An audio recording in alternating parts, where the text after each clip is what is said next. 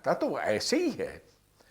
یاد رہے کہ جب عمران خان وزیر اعظم بننا چاہتے تھے، جب وہ کنٹینر کے اوپر کھڑے ہو کر یہ کہتے تھے کہ میں کسی کو نہیں چھوڑوں گا، کہ یہاں جہاں جہاں کرپشن ہے میں اس کو جڑوں سے اکھاڑوں گا، اور بندہ چاہے چھوٹا ہو یا بڑا ہو سب کو عدالت میں لے جاؤں گا، وہاں ان کی سزا ہونے تک میں سکھ کا سانس نہیں لوں گا. اور بہت لوگوں نے اس بات کو مانا، اس پر تالیاں پیٹیں.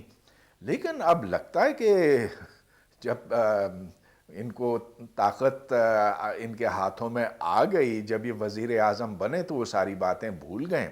تو دیکھیں جب طارق بنوری کو نکالا گیا بطور چیئرمین ہائر ایجوکیشن کمیشن کے، تو انہوں نے 3 وجوہات بتلائیں، اور یہ تینوں کا تعلق ہے کرپشن کے ساتھ. جو سب سے بڑی وجہ انہوں نے بتائی وہ یہ کہ فنڈنگ ایچ ای سی کرتا ہے مختلف یونیورسٹیوں کی اور مختلف ریسرچ انسٹیٹیوٹس کی.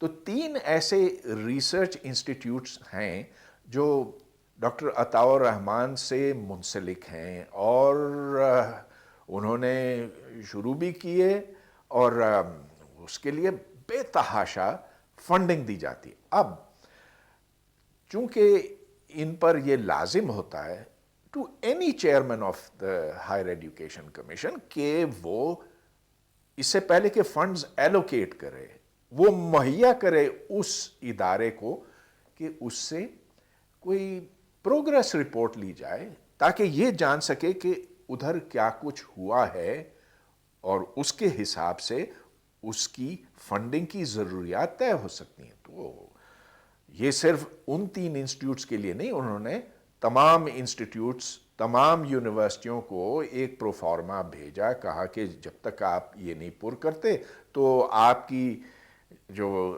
فنڈنگ ریکویسٹ ہے اس پر عمل نہیں ہو سکتا. یہ دیکھ کر ڈاکٹر عطاء الرحمن آگ بگولا ہو گئے. وہ گئے عمران خان کے پاس، کہا کہ میرا انسٹیٹیوٹ اتنا زبردست ہے کہ دنیا اس کی تعریف کرتی کہ نوبل پرائز ونرز آ کر یہاں تالیاں پیٹتے ہیں، تو یہ کیسے ہو سکتا ہے کہ ایچ ای سی کا چیئرمین مجھ سے پوچھے کہ تم نے کیا کیا ہے، آپ کے انسٹیٹیوٹس نے کیا کیا، میں نہیں دوں گا. تو عمران خان نے کہا کہ ٹھیک ہے، اور ان کے دفتر سے from the office of the prime minister ایک خط جاری ہوا، اور اس کے ٹائٹل میں لکھا ہوا ہے exemption for 3 institutes run by associated with doctor Atta الرحمن.